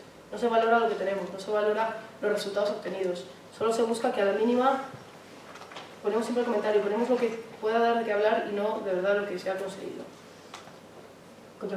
Bueno, al contrario, cuando España se ha clasificado para las finales, marca que en estas cosas son unos cracks y siempre ponen la portada cuando la tienen que poner, sacan de portada la selección española y el país, que bueno, es en un periódico nacional, creo que es muy importante ponerlo. ¿A mí qué me gustaría? Pues me gustaría que Marca no pusiera la portada solo un día, porque si leéis Marca y os ponéis a buscar balonmano y os ponéis a buscar balonmano femenino, lo encontraréis en una esquina con 2 comentarios, con una noticia si es un partido importante y con una clasificación que muchas veces tiene errores, muchas veces hablan de equipos que no son y que no os interesa absolutamente nada. Entonces yo aquí es donde más querría hacer hincapié, que al final, para que la gente de abajo respete el deporte femenino, nos haga iguales unas a otros, respete que nosotros podemos jugar con chicos, que podemos jugar con chicas, que podemos ir creciendo, que puede ser un poco... Bueno, me gustaría saber qué significa el término de chicazo y quién lo valora eso, pero que podemos ser mejores que ganar, o sea, podemos ganar un partido a los chicos, podemos quedar campeonas y que se valore, que lo eduquemos, que no haya ningún problema con eso y que así, de esta forma, Marca nos alegrará tanto una vez, sino verá que competimos exactamente igual. Vale, ¿con esto más o menos?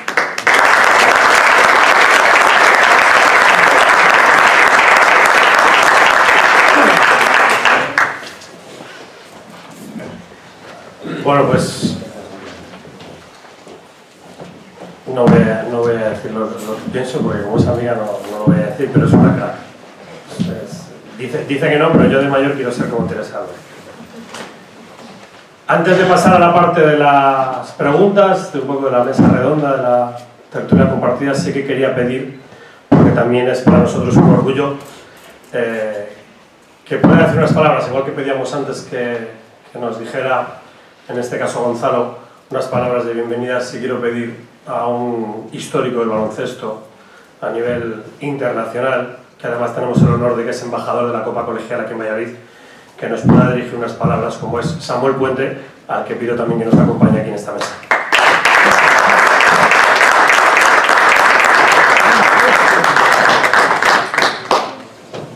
Buenas noches a todos.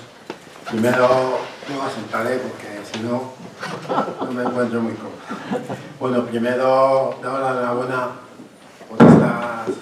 por este simposio, no solamente por las 3 personas que han participado, que realmente son un referente en lo que es el deporte, sobre todo el deporte de formación en general, sobre todo en Valladolid, no solo el baloncesto, sino el balonmano. Sentir un poco que año tras año venga tan poca gente a estas cosas, porque es una pena que se haga un esfuerzo tan grande y un tema muy bonito que es, una experiencia de gente que han sido todo, en el baloncesto, en el balonmano, y que estemos como en familia, ¿no? Eso es un tema que yo creo que está pendiente no solamente en el deporte general, sino en la ciudad de Valladolid, y que es un tema que tenemos que hacer un esfuerzo entre todos para que estas cosas lleguen más, porque es que esto que está enfocado, como decía Steve, a los jóvenes, que vivir la experiencia que han vivido para no cometer los mismos errores, resulta que prácticamente no hay nadie. Las cosas que decía Javi, que la realidad, que es que los entrenadores que están a cargo de esta gente que tenemos que formar en valores, pues son entrenadores jóvenes que están empezando y no hay ninguno. Entonces, algo tenemos que mejorar entre todos, ahora que hay gente de la federación, de la delegación, de este simposio colegial, de las 6 colegiales que yo creo que están aportando su granito de arena por el baloncesto en Valladolid, el baloncesto en general. Yo creo que a ver si conseguimos darle un poquito más ímpetu a esto, porque realmente es una pena. Primero, darle enhorabuena a las 3 personas, porque realmente ha sido muy enriquecedor ver lo que pensáis, ver lo que habéis vivido. Yo he tenido la suerte de que soy un enamorado del baloncesto femenino, y he entrenado baloncesto femenino muchas veces, muchos años, y mi última experiencia como entrenador ha sido en niñas de 11 y 12 años. Y yo creo que bueno, es la otra asignatura pendiente que hay, la igualdad de género en el deporte. Yo conozco el baloncesto porque realmente lo que vivo, pero es una realidad. Por lo demás, nada más, que muchas gracias, que seguiré intentando colaborar en lo que me digáis, que es un orgullo, que una cosa que empezó así se está haciendo cada vez más grande y poder llegar a cuanto más gente a baloncesto mejor.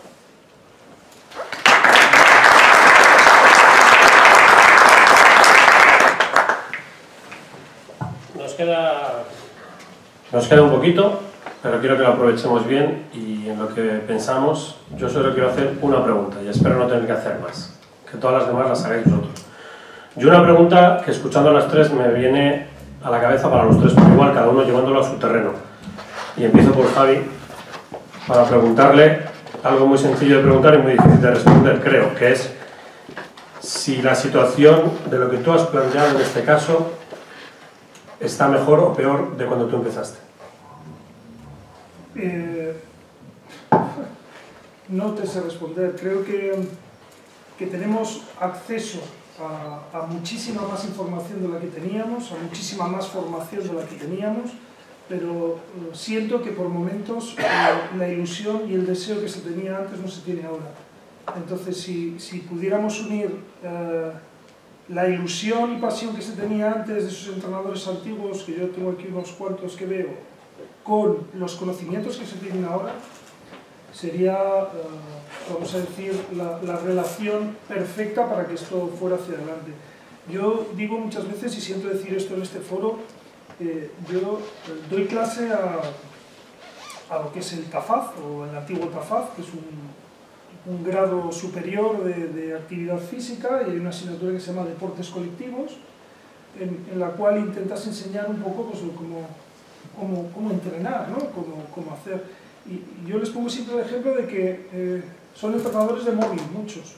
Están esperando que pase la hora, en qué momento para irse. Entonces, bueno, eso antiguamente no pasaba, primero porque no había móviles, y segundo porque yo creo que había mucha más pasión de la que hay ahora mismo. Estef, aplicándolo a los balones y aplicándolo a un jugador que aspira a ser jugador de élite, tú también has tenido la experiencia de entrenar ahora mismo en la base en los últimos años, ¿la situación está mejor o peor? ¿Ser sincero? Sí. Pues, si después de lo que has contado no vas a ser sincero ahora, apaga y vámonos. Yo creo que está mucho peor, en el sentido que falta mucha ambición. Yo entreno con Carlos Raúl, que se acaba de ir al cadete de primer año en las Ardillas, y un ejercicio tan básico como hacer líneas, en mi época era una competición, pero a muerte, a ver quién llegaba primero, y hoy no hay ninguna intención de ganar al compañero, sino cuanto más me escaqueo, mejor me porto. Entonces eso lo entiendo cuando llevas 15 años al más alto nivel, que te quieres medir un poco el esfuerzo, pero me cuesta mucho entender y asimilar eso con chavales de 14 o 15 años. Y Teresa, la misma pregunta, aplicándolo a la igualdad de cuando tú empezaste, cuando te llamaban chicazo por jugar al balonmano en un equipo mixto, y ahora que tú tienes la suerte y has tenido la suerte de entrenar a canteras, ¿la situación está mejor o peor? Bueno, yo respecto a mi experiencia, la verdad es que no he tenido muchos problemas cuando estaba entrenando a la cantera. No escucho muchos comentarios.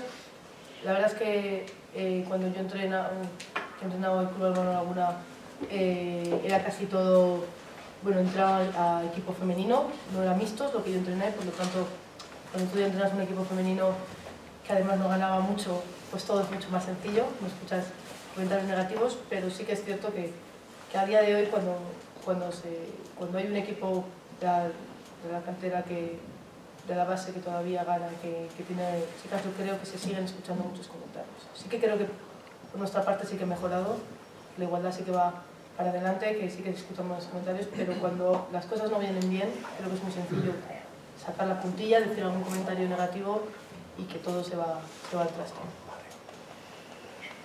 Preguntas, lancémonos.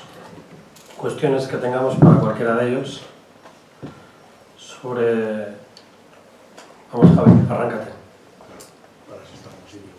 Quería preguntar, buenas tardes, a Javier, principalmente, en lo que se ha hablado de las habilidades motrices, que yo creo que el problema que nos encontramos hoy es que antes te venían horas de la calle, ¿no? De horas de calle te daban horas de habilidades motrices. Y ahora, como has dicho, hay que incidir en ello. ¿En qué edades? Pues siempre que haga falta, ¿no? Estamos de acuerdo, a lo mejor un junior ya no tenemos que incidir tanto en las habilidades motrices, pero ¿qué porcentaje de tiempo crees que podría ser idóneo en las edades tempranas, ¿no? Los primeros tramos? 100%. Todo tiene que ser aprendido a través de habilidades motrices, todo. Una entrada de canasta, tengo que saber saltar, tengo que saber correr, tengo que saber caer. Es que es todo. Es que tú hablas del junior. Yo he estado hace 3 o 4 meses, ya no me acuerdo, he estado en Valencia, ¿cómo se llama? La Alquería, ¿no? He estado en la Alquería dando una charla de formación a junior que no sabían apoyar, que no sabían caer, que no sabían, junior que están entre los mejores de España.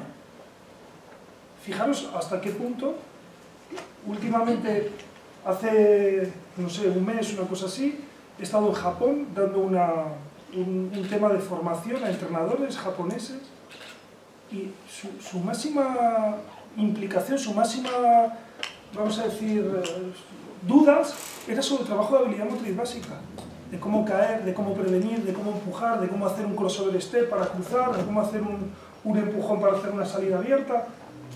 Es que es básico. Es que, vuelvo un poco a la charla, es que pensamos que tenemos mini adultos. Es que a mí me parece muy bien, no hablo de táctica, yo no quiero hablar de táctica, porque soy entrenador, no quiero hablar de táctica, ¿vale? Y me guardo el tema eso de que si el primer equipo juega, el primer equipo senior, que tiene 35 años, que están gordos y que van a tomar cerveza, tiene que jugar lo mismo el juvenil de primero o de segundo para cuando suba. Bueno, pues no lo sé, no sé si es verdad o es mentira, no tengo ni idea, no me voy a entrar ahí. Pero lo que no puede ser es que trabajen los mismos contenidos. Eso no puede ser, y se está haciendo. Me preguntabas por la información, ahora yo me meto en YouTube, ejercicios de bote, 1 millón. Si el problema no son los ejercicios, el problema es saberlos estructurar y saber qué hacer. Entonces, me preguntas, ¿cuánto es habilidad motriz básica? Yo te aseguro que es todo. Yo no entiendo entrenar con 10, 11 años, que no sepa desplazarme en un lado, en otro, que no sepa empujar, que no sepa saltar, que no sepa caer, y luego a partir de ahí tiene que venir, hay mucho tiempo.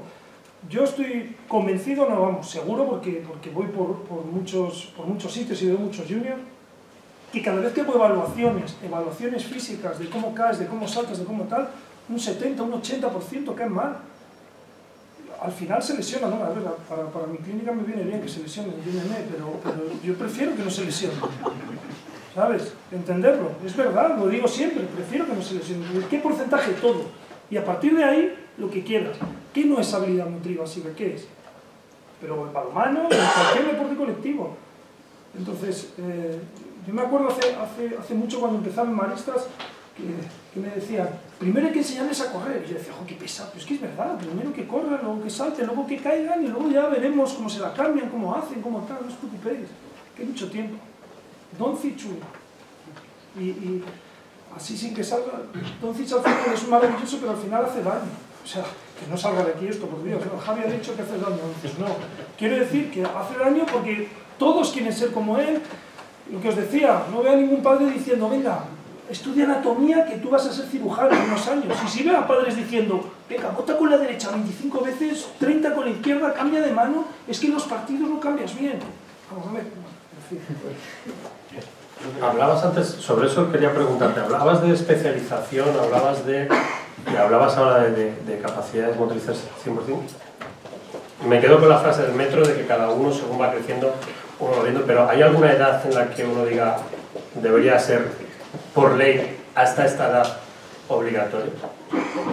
Generalizando, que ya sé que la generalidad es un error. Sabéis que pues las niñas suelen desarrollar un poquito antes que los niños, pero la edad de 12 a 15 años, esa edad de 12 a 15 es una edad... bueno, o sea, si supiéramos lo importante que es esa edad a nivel de formación y a nivel físico, y las cosas que se hacen mal y que se podían haber mejorado, nos asustaríamos. Lo que pasa es que al final todo vale, ¿sabes? Entonces, como todo vale, ¿qué más da? Bueno, no sé. De repente, pues desde los 20 le duele la rodilla, ya ha llegado. Fantástico, pero hay otra serie de jugadores que están con dolores, con lesiones, con no sé cuánto, y otros que no llegan. Javi, ¿no debería estar en el colegio esa formación? Sí.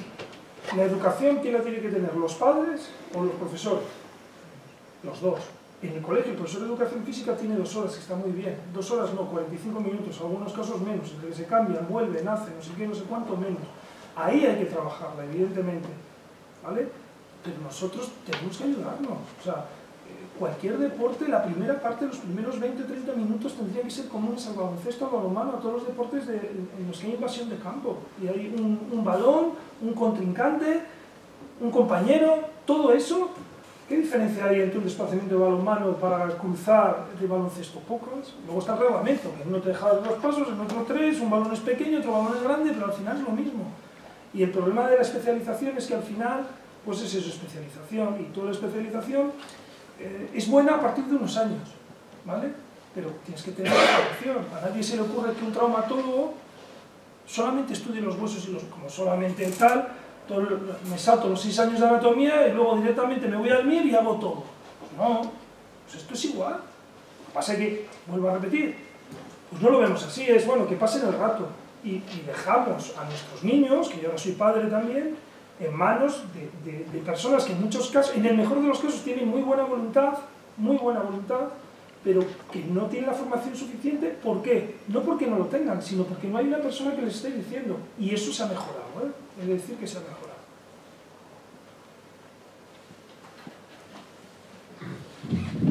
Aquí delante, un momento. Bueno, yo soy de la Fundación Baloncesto Colegial. Lo primero, agradeceros que estéis aquí. Hemos hablado mucho de, bueno, pues esa llegada, por vuestro perfil evidentemente, de llegada a la élite, por así decirlo, esos deportistas que desde abajo van subiendo, de los juvenil A y tal. Claro, nosotros vemos el deporte como una pirámide, donde empiezan muchos jugando de pequeños y poco a poco van llegando pocos a la cima. Y de hecho los que llegan suelen formar parte de un caminillo que ya desde abajo se ve que más o menos van a llegar arriba y tal. Pero claro, para que todos podamos jugar y todos jugáis, es fundamental que esa base de la pirámide sea enorme y jueguen un montón, y tú empieces jugando en el colegio con tus compañeros, que supongo que ninguno habrá llegado a ser profesional de balonmano y demás. Entonces, me quería que me dierais un poco vuestra opinión desde el prisma que habéis dado, pues de formación, de valores, de igualdad, de lo importante que es no solo llevarlo a la élite, sino a todo el que practica el deporte, incluso como algo lúdico, porque tú preguntabas si la actividad física es buena o mala. Yo haría una distinción sobre todo si el deporte de élite es bueno o malo, que es lo que dices tú, que probablemente saludable no es, pero también la actividad física y el competir y el entrenar pues es bueno. Entonces, cuanto más tiempo perdure la gente jugando y no abandone a los 15 años, pues mejor va a ser para un deporte, para el baloncesto, para el balonmano, para todo. Entonces, ¿cómo debemos todos construir esa base para que luego ya llegara Doncic, ya llegara a todos, pero que más gente juegue ahí? Arranca. Vale. Yo lo que creo es que desde los colegios se debería de insistir mucho más a que se hagan las actividades extraescolares. O que el propio colegio hiciese, porque sí, sacase todos los deportes y que cada sábado se jugase un multideporte. O sea, no sé muy bien cómo se podría gestionar, pero creo que el problema es que el profesor de educación física, eso mismo, hace sus clases, les tiene un poco corriendo y poco más, y no hay nada detrás, no les interesa si están haciendo deporte fuera, no les interesa si juntos podrían hacer un buen equipo. Yo tuve mucha suerte porque esa profesora nos dijo que estas dos clases, porque éramos dos clases, pues que éramos buenos al balonmano y que podíamos sacar un buen equipo. O sea, ella fue la primera que dijo, pues mira, aquí hay un grupito de 15, 18 personas que se les da bien el deporte, ¿por qué no les insisto? Pero yo creo que es en el colegio cuando es fundamental que ahí que se saque el grupo, porque está claro, a medida que va subiendo se va para abajo. Entonces, yo creo que en el colegio sí que se debería de buscar que la educación física no sea solo 45 minutos, una hora, sino darle mucha más importancia. Es que para mí debería ser una asignatura más. Si haces matemáticas 3 horas a la semana o 4 horas a la semana, el deporte también, y hasta los 18. Porque aquí, o sea, la ESO es hasta los 16, ¿verdad? Pero hasta los 18 obligatorio tener deporte. Y pues, a veces en bachillerato no puedas tener 4 horas de deporte porque tienes ciertas asignaturas, pero en primaria tenía muchas más horas de educación física. Porque al final es bueno para todo el mundo. Y para hacer corto, tengo una anécdota. Este verano voy a cenar al restaurante de mi primo con un amigo que estaba conmigo en la cantera con 12 años. En la mesa de al lado está un entrenador que tuvimos de joven, que ahora es profesional. Y ese chico que ha jugado hasta los 18 años se acercó a él para darle las gracias. Porque le dijo, a través de todo lo que tú me inculcaste en valores y cómo estar dentro del equipo, hoy lo estoy utilizando como padre con mis hijos. Y creo que eso es el mejor ejemplo, ¿no? Que el deporte te enseña tantas cosas, convivir, trabajar en equipo, en respeto, en compromiso, en trabajo, en esfuerzo, que son valores que te sirven en el deporte, pero sobre todo en todos los apartados de la vida, claro. El problema es que nos tenemos que preguntar por qué lo deja tanta gente a los 15. Esa es la pregunta. Porque si es tan bueno, estamos de acuerdo. Valores, formación, ¿por qué lo deja tanta gente a los 15? A lo mejor porque no se han hecho bien las cosas antes. Con lo maravilloso que es, con lo lúdico que es, te enseña para las relaciones del futuro. Seguramente tengas amistades en el deporte que no vas a volver a tener. ¿Por qué hay ese porcentaje de abandono? Eso es lo que nos tenemos que preguntar. Y sobre todo en el femenino. ¿Y puede tener que ver con la diversión? ¿Con el enfoque que le damos? Sin duda alguna. Sin duda alguna. Tú hablas de deporte de alto nivel, eso es otra historia, eso es para otro día, el deporte de alto nivel. O sea, yo solamente me estaba refiriendo que ese mini adulto se está reproduciendo los modelos de entrenamiento del alto nivel en niños de 15 y 16 años. Ese es el problema. Es que solo queremos que gane. Ese es el problema. Y no solamente eso, sino que luego llegas a casa y hay padres y madres que se los llevan a entrenar, que no tienen ninguna formación, nada más que ser padre o madre, y que son abogados magníficos, médicos magníficos, y que le están enseñando a votar. El entrenador no tiene ni idea, majo, además vas a hacer esto, y le suma horas de sobrecarga ahí. Eso es lo que nos tenemos que preguntar. ¿Vale? Eso es lo que nos tenemos que preguntar. Yo quería hacer un pequeño comentario a este tema. Yo creo que es un problema, yo creo que esta misma discusión, yo creo que va por los años, pero este mismo debate es de hace 25 años, casi de 20.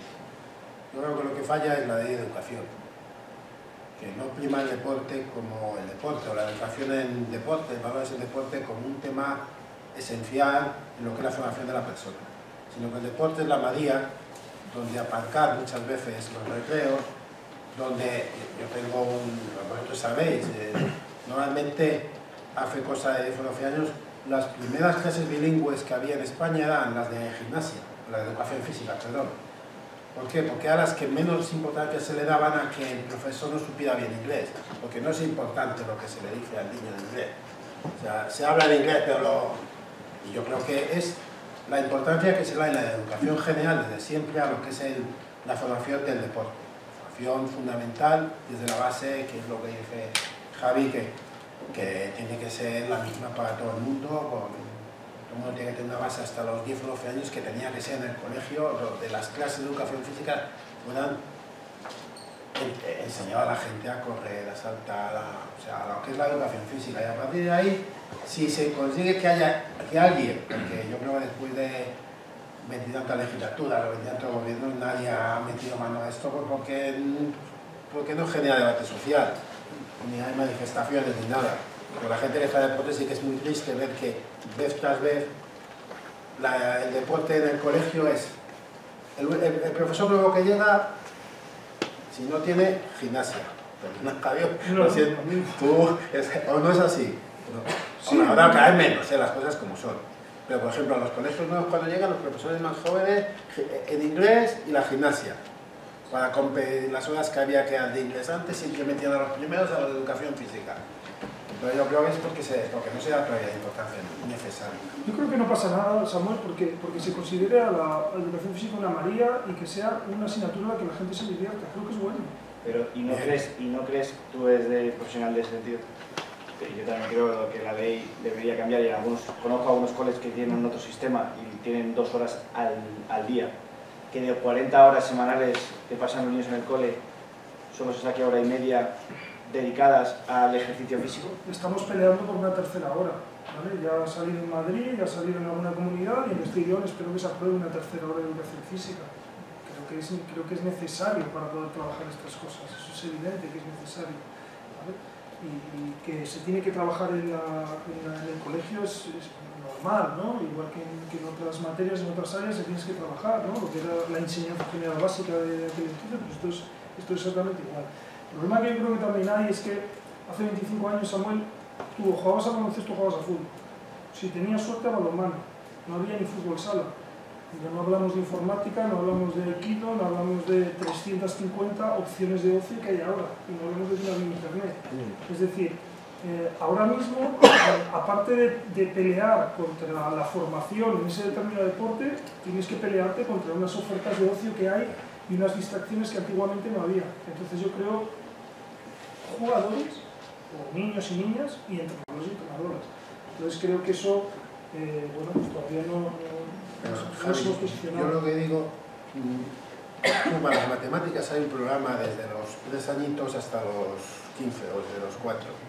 Yo no lo conozco, igual estoy totalmente equivocado y me encantaría. En la educación física, en la escuela, en el colegio, debería haber también unos programas para que a los de 3 a 5 en la primera se trabajen unas cosas. Sí, lo hay, eso te obliga el ministerio, eso te va, o sea, eso está, tienes, o sea, tus programaciones, eso está, el ministerio te obliga a hacerlo, tú tienes profesores de matemáticas malos y buenos, y profesores de educación física malos y buenos. He visto cosas en colegios que... Por ahí al fondo, no sé si...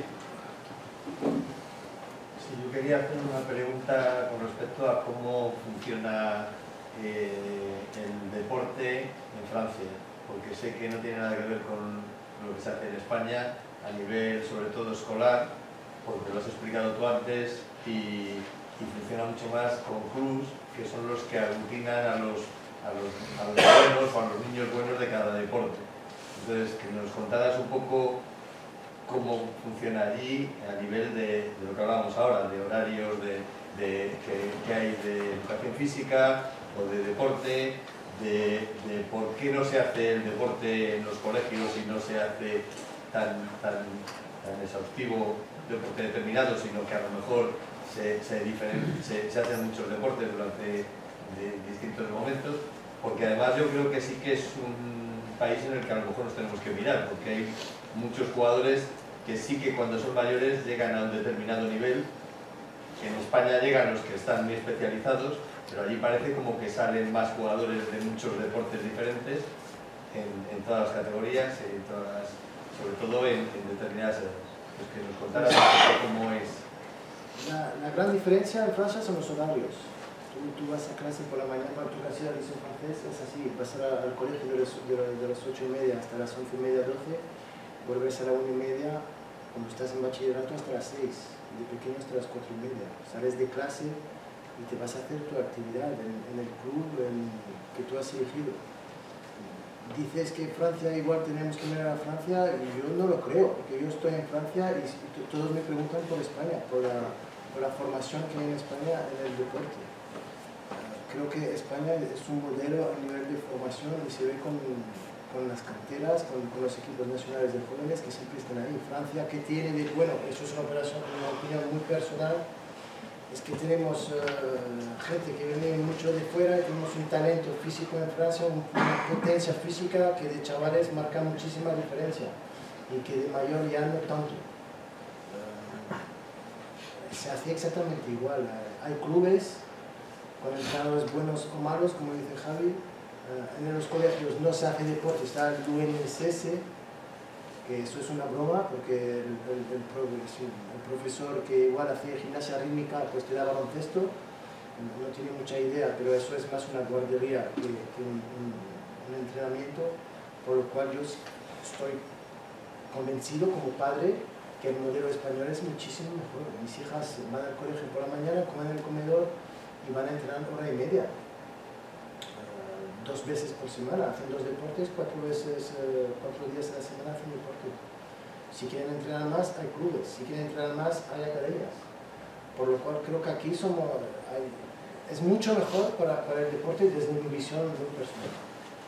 Yo estoy hablando más incluso de niños más pequeños, quiero decir, que a lo mejor nos hemos centrado mucho aquí a partir de 13-14 años, pero posiblemente en muchos sitios a nivel de colegios o de centros están empezando cada vez más pequeños, como decía antes Javier, y niños con 6 años y con 5 años empiezan a hacer deporte específico de baloncesto y empiezan a jugar al fútbol sano, aunque sea, con muy poca edad. Entonces, en Francia eso no existe, porque no hay en los colegios a lo mejor esas extraescolares que tenemos aquí y que funcionan de tal forma que a los niños les empiezan enseguida a guiar por un deporte en el que lo empiezan a hacer con 6 años, con 7 años o muy pronto. Hablando de lo que hablaba antes Javier, con demasiado pronto para si luego quieren llegar más lejos, ¿no? Para que puedan estar. Allí eso no se hace en absoluto, porque prácticamente cuando se empieza a hacer es cuando los cogen los clubs. Antes en los colegios, ¿qué es lo que se hace? Absolutamente nada, como lo estás diciendo. Se hace nada. Nada. Se hace las mismas horas de deporte escolar dentro de la educación académica, lo mismo. El club, el chico que quiere hacer karate se va al club de karate, el que quiere hacer baloncesto se va al baloncesto. La diferencia que hay, creo, es que quizá ser entrenador de cantera de chavales de 6 o 8 años en Francia es mucho más respetado en el sentido que te pagan más y en vez de tener chavales de 16 años entrenando a mi hija de 11, perdón, el entrenador aquí en el apostolado concretamente, son chavales de 17, 18 años que entrenan después de sus colegios. En Francia, mis amigos con sus hijos, pues alguno tiene exjugadores, gente muy preparada, porque claro, en vez de cobrar 80 o 100 euros, pues cobran 350, 400, lo cual es mucho más alentador después de una jornada de trabajo y que entrenar a chavales.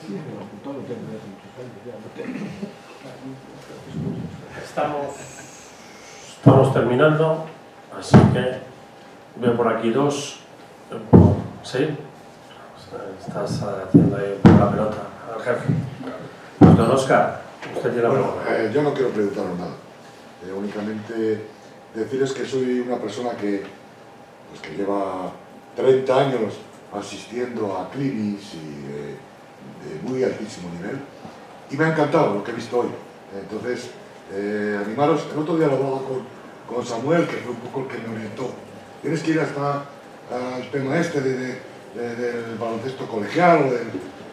Me ha encantado la sinceridad tuya y la tuya, el conocimiento de Javi, que ya le conozco, porque además le quiero mucho, porque ya le he tenido de niño, y me ha parecido importante, y de tal forma os digo que si puedo, voy a repetir este coloquio como asociación de entrenadores, os llamaré, porque no hemos dado, si hubiera tenido igual noticias antes, lo hubiera discutido dentro de la asociación, pero no importa.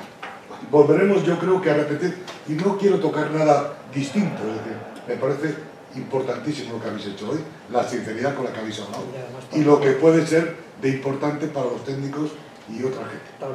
Enhorabuena y muchísimas gracias. Ojo que Teresa ya se ha pirado un entrenamiento, si se pira dos, lo mismo tenemos una exjugadora hablando aquí de el balonmano femenino. Bueno, pues El presidente dice que sí, que puede ir. Javi, cerramos, como tú has abierto, tú cierra con la última pregunta. Sí, más que pregunta, quería incidir porque parece de lo más importante de la charla que ha dado Teresa, a la que sí, mucho las niñas admiran, porque yo lo sé, yo trabajo con la base, a ti, a Cris, a mucha gente.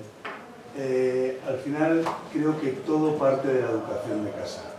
Lo digo por propia experiencia. Yo tuve a mi niña que hace balonmano, con 5 años estuvo en el deporte de los valores. Si yo te solo el deporte de los valores, ¿cuál estamos hablando? Íñigo. ¿Cuál es el deporte de los valores?